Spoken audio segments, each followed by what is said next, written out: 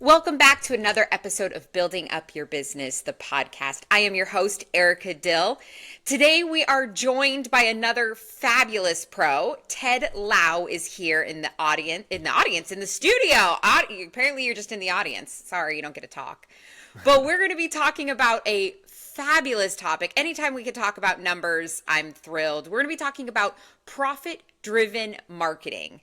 With 20 years of experience leading growth-focused marketing strategies, helping B2B companies turn creative storytelling and data-driven campaigns into measurable business results, Ted is now the owner and CEO of Ballistic Arts, an award-winning high-touch lead generation digital marketing agency helping B2B professional service firms, distributions, and manufacturers.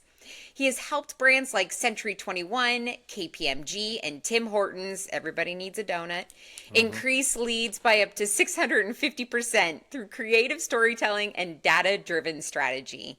He also hosts the YouTube channel You Know Ted, where he shares 20 plus years of business and marketing experience. Ted, thanks so much for being here today.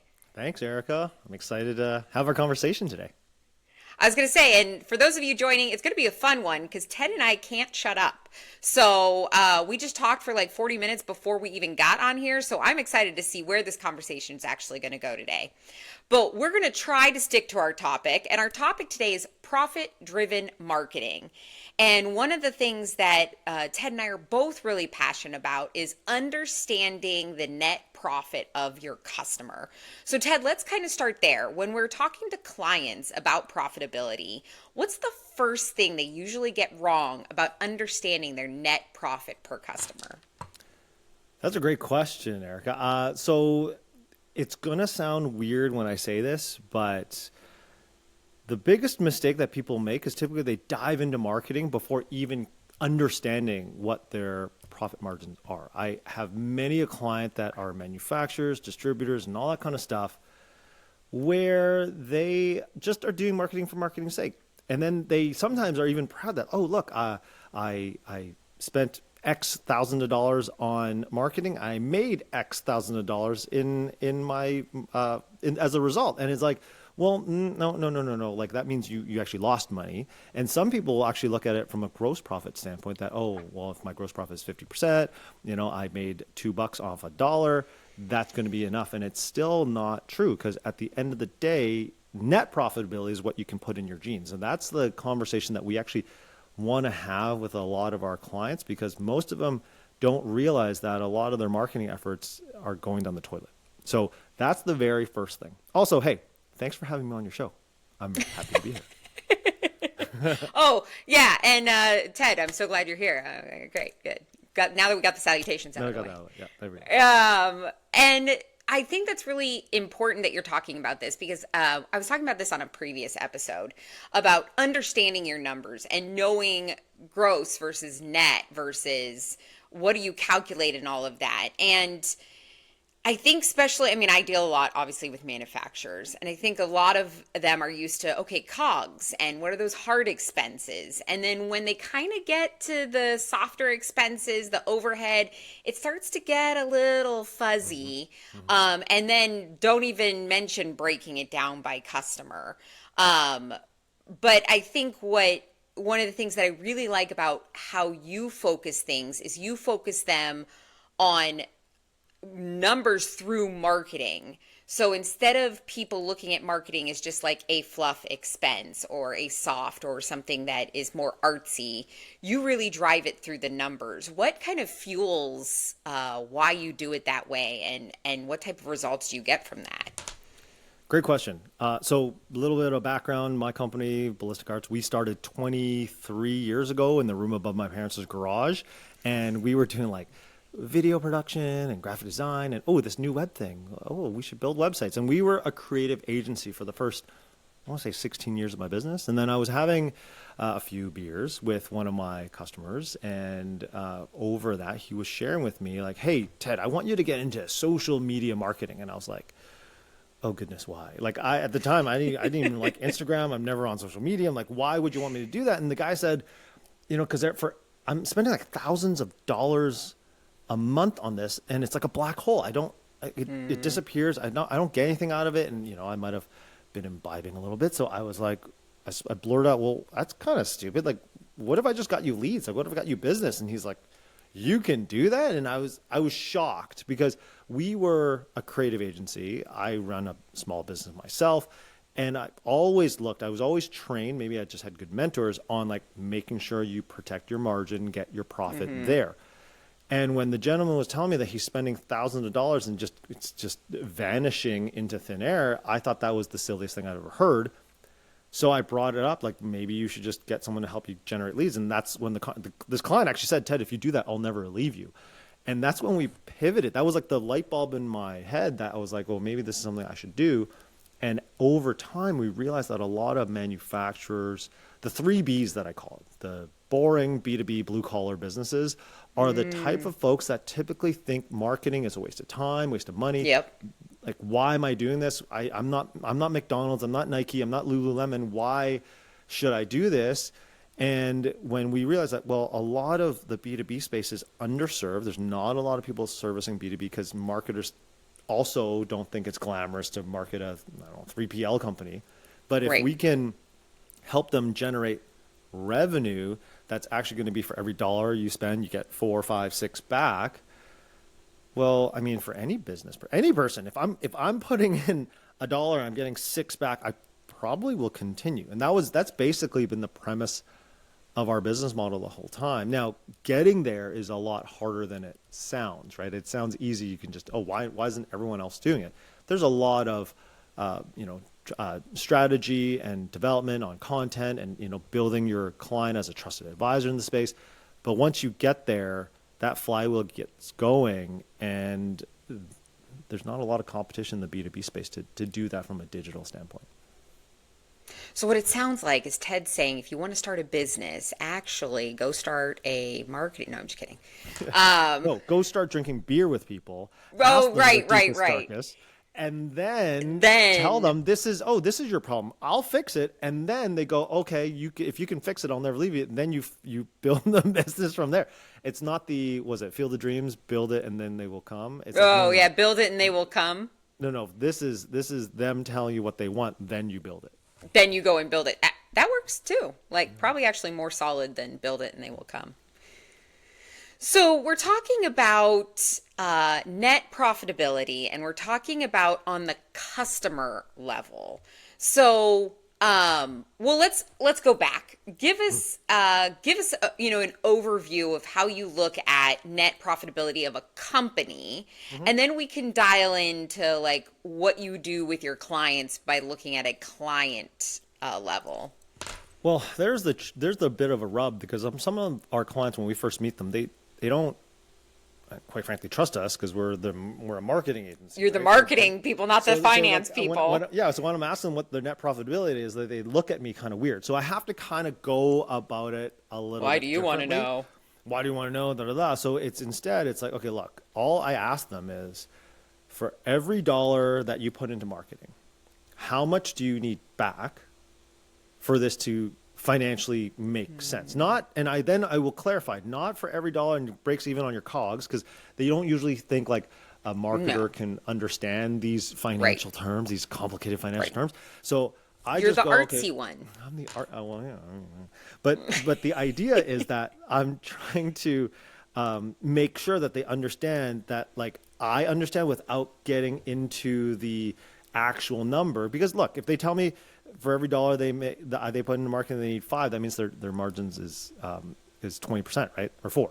Yeah, one out of 5 is 20. Yeah, 5 is 20. 520, right? So like the idea is like, well, okay, that's what your margin is. Then we kind of figure it out from there. Then we figure out, okay, then we do it at scale. Okay, so if you spend 10 grand, you need 50 grand back. Okay, that's your margin. We kind of do the math there. And then we ask them what their average order size is, what their close rate is, all those kinds of things to figure out how many qualified sales leads they need.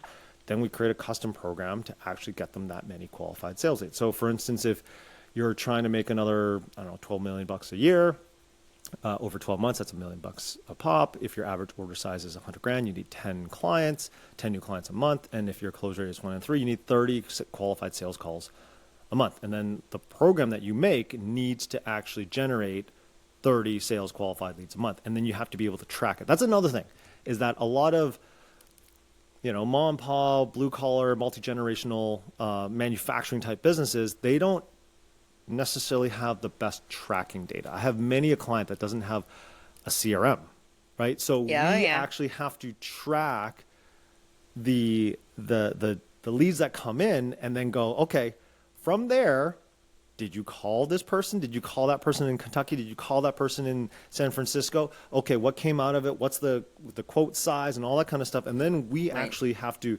calculate the close rate. We have to calculate the finances that they actually sold. And then from there, you're kind of walking them through that. But I think they appreciate the fact that if they spent, 20 grand in the last few months and made $250,000, the chances are they're going to continue working with you. Okay, you've said so many things, and I'm going to try to remember all of the questions the follow-up questions that I had. First off, I'm going to make a comment. We're going to go back to, because you sped through that calculation of how you work backwards so fast that I don't know how many people caught it. And I want to tease that out because I think that's where a lot of the juicy information is. Before we get there, you were talking about CRM and tracking, and I want to talk about the steps that each time you take a step, well, maybe we do this hand in hand, I don't know, but each time that you take a step in that process, it's like a decision tree, right? So if they say yes, they move on. If they say no, then you track all of those reasons they say no, because ultimately you want to use your marketing to take those no's and converts them into yeses. So what types of tips do you have in that kind of vein? Yeah, that's a fantastic question. So basically what you're saying is... I'm really good at good questions. Well, hey, you're a pro. That's why they pay you the big bucks, Erica. That's why they pay you the big bucks. The idea here is that when they come in and let's say, they come to your site and they're not quite ready. You can put them into what's called a lead magnet to track them on newsletters. If they actually, let's say they get into your CRM and the customer's let's say they were, just for this example, let's say they were this past month, 10 leads that came through. Okay, the CRM or the tracker that we have shows 10. 5 of them were garbage, like they were tire kickers, the wrong size client, too small, no budget, whatever it is. We can actually track where these, let's say half of them were garbage, half of them were okay. We can actually track back where the garbage ones came from. Could be a region, could be a particular ad, could be content that they clicked on. Doesn't really matter. We can digitally track back all of that stuff. Then we'll figure out, okay, well, why did that happen? Was it the market was wrong, or the timing wasn't right, or maybe just our messaging, whatever it is, we can adjust or turn off. And if we're turning off, then we double down on the stuff that was, even if it's kind of working, we can do things like heat mapping, which is like infrared kind of overlay of your website to see where people are interacting. We can look at A/B testing different ad copy or different imagery, or we could A/B test video versus static images on a particular page. Whatever that might be, that information is data that we can get, that we gather and provide more creative insights on the next phase. The next time we go and do ads, now we go, okay, well, we're armed with this information. We turn off the 5 crappy ones. We have 5 good ones or decent ones, and then we kind of double down and we pivot and you go over and over again. And that's the idea. And so the ones that are completely no's, that's how you do it. The ones that are not ready, that's where, a lot of our clients, I'll give you an example. I have a client, they sell conveyors into Michigan, and conveyors are expensive, and sometimes you're like, maybe your conveyor system works now, but it's it's going to break down in about 6 months, or maybe your fiscal is not for another 8, but you want to keep them be kept top of mind. We drop a lead magnet, so they fill in a form, get some information. They now on a drip campaign could be for email, could be retargeting, or could be other things. But the idea is that you keep them in your ecosystem so that when this particular prospect is ready to buy, they're going to think of you first. That's the idea. And the ultimate thing is that you're building a relationship. That obviously it's not a person that you've ever met, but you're building this, there's certain authors, YouTubers, writers, personalities out there in our industries, our respective industries that we respect that we've never met. That's what we're trying to get our clients to be on their level. I love it. And since we're specifically talking about, profit and marketing here, one of the things to specifically call out about what you were describing is that by turning off and analyzing where those misaligning leads came from, you're really honing in and using your marketing dollars in the most intelligent way possible. And, if you go back to your original story of the guy who's throwing marketing money into a black hole, God only knows what campaigns he was running money on or what he was spending it on, and not getting quality leads, if leads at all. Mm-hmm. So, one of the things that I encourage people when they're looking at their marketing efforts is to think about, can they analyze back to where their leads are coming from, why they're saying no, why are they saying yes, and really dig into those numbers and challenge their marketing to be number focused and not just the artistic side. That's totally true. And when you lack data, then you're reliant on gut or subjectivity. Mm-hmm. And while that can be good, obviously we have clients that have been in their space respectively for 20, 30, 40, 50 years. We have one client that's, their business is 2 generations now, 50 years. Mm.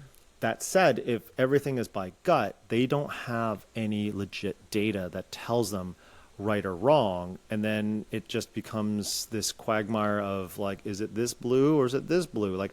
When we were a creative agency, I had this one client that would want her fonts to be an extra 15% smaller, or this color to be less fuchsia, and it was we would spend 7, 8, 10 different revision steps. And I remember thinking is this going to make her any money? But now by having data, it's much easier. We had another gentleman, this is not in the B2B space, but I'll give an example. They sold private condos on a lake. That was the idea. This is back during the pandemic. And they came to us because they didn't get enough registrants to actually buy into the condos. And when they came to us, they said, I don't care what you do, but I really want this picture in our advertising. The picture was, they had paid somebody, drone photography. There's a guy on a kayak, sunset, lake, beautiful.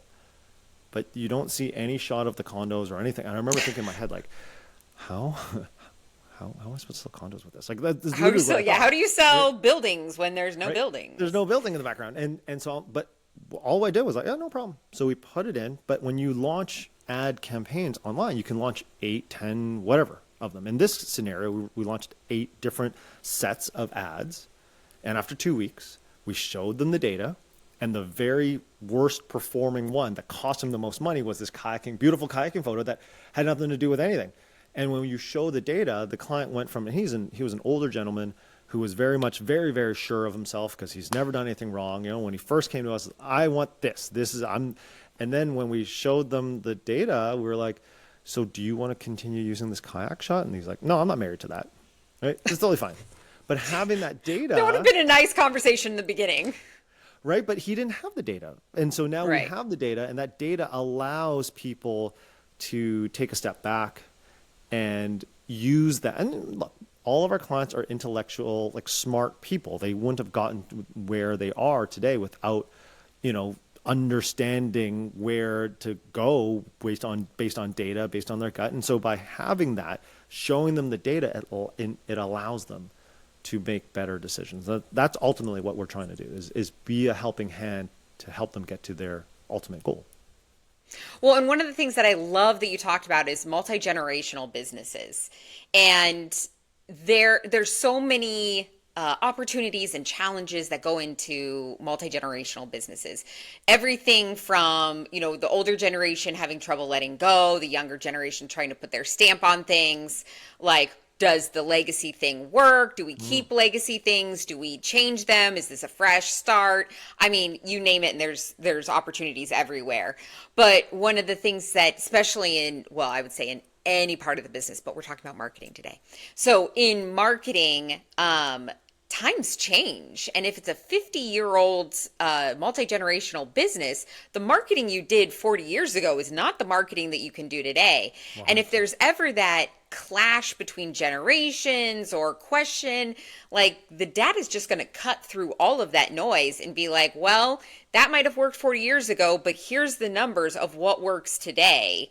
And, you can A/B test things. You can, all the way down to, as you were saying, fonts, colors, kayaks, like the whole thing can be tested, and you can really get granular results on what even just make, and sometimes it's better just to make one little change on each thing to see which one actually registers well. Of course, it depends on how much testing you can actually do and afford. But I think that's a great tool, especially in multi-generational businesses. It is, and I think at the end of the day, both you and I were in service businesses, and so the data is helpful.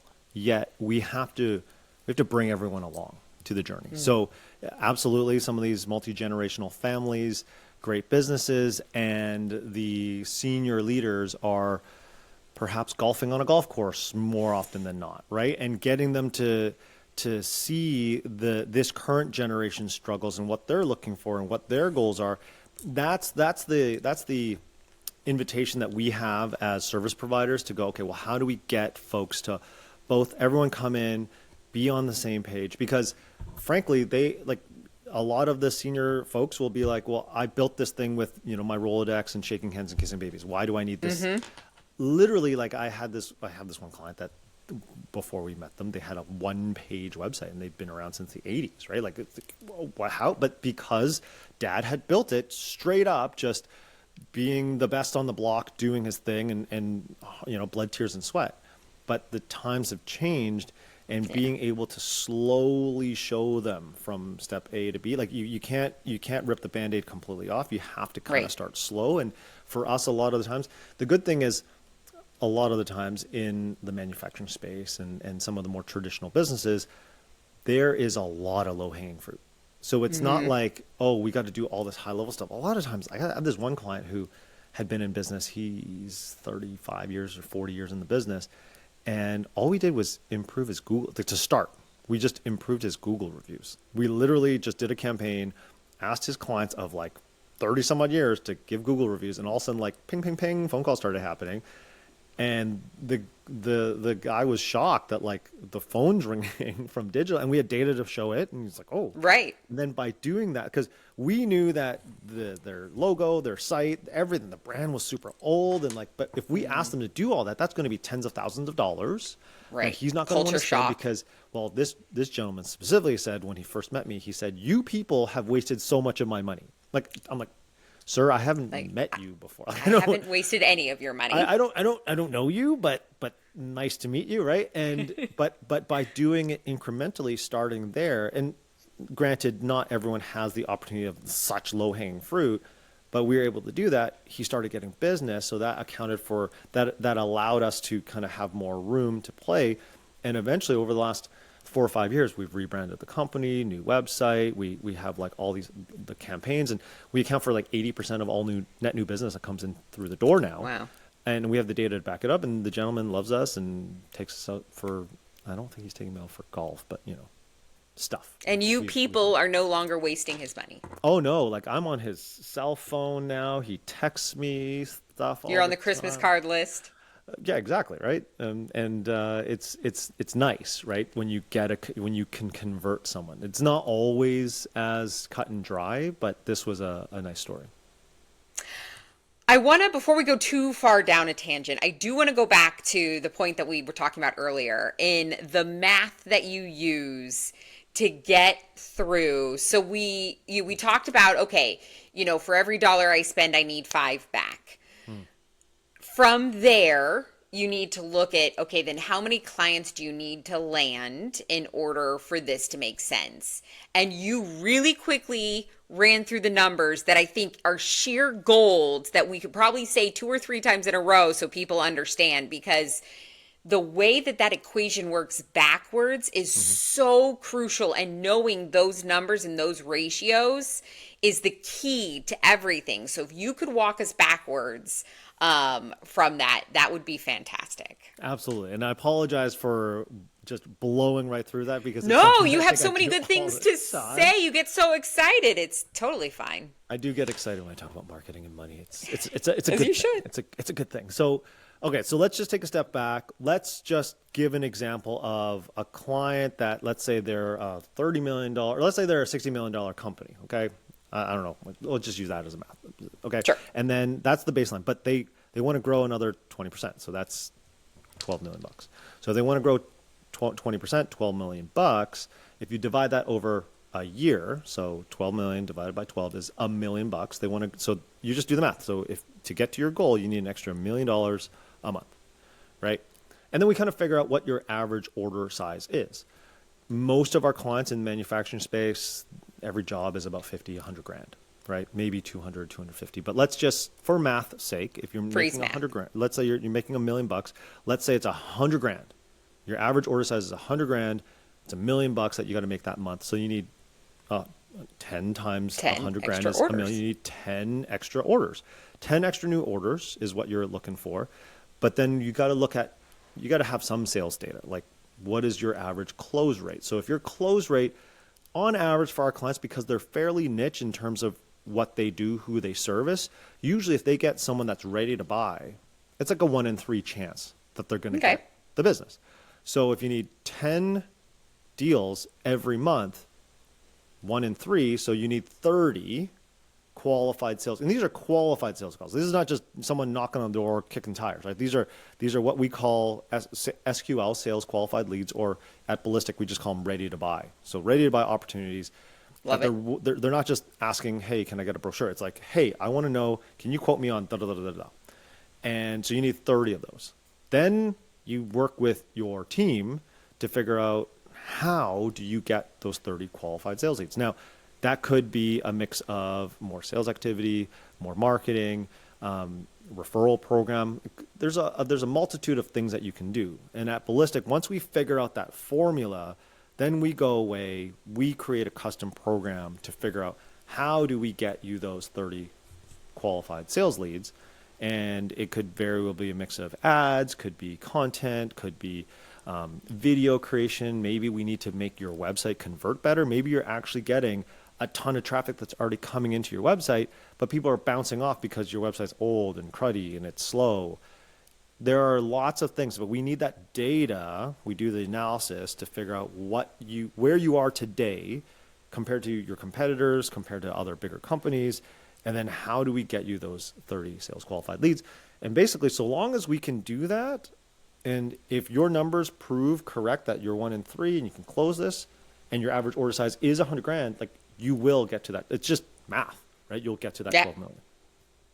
So how do you know, and I don't know if this is the secret sauce, but when you're looking at, okay, so you've got to get them 30 qualified leads, how do you really, you talked about like, maybe it's the website, maybe it's this, maybe you get them through here. How do you really analyze where to pick to put your money, whether it's ads or maybe doing social media content or going to trade shows, or how do you make recommendations to your clients about where they should have those inward leads coming from?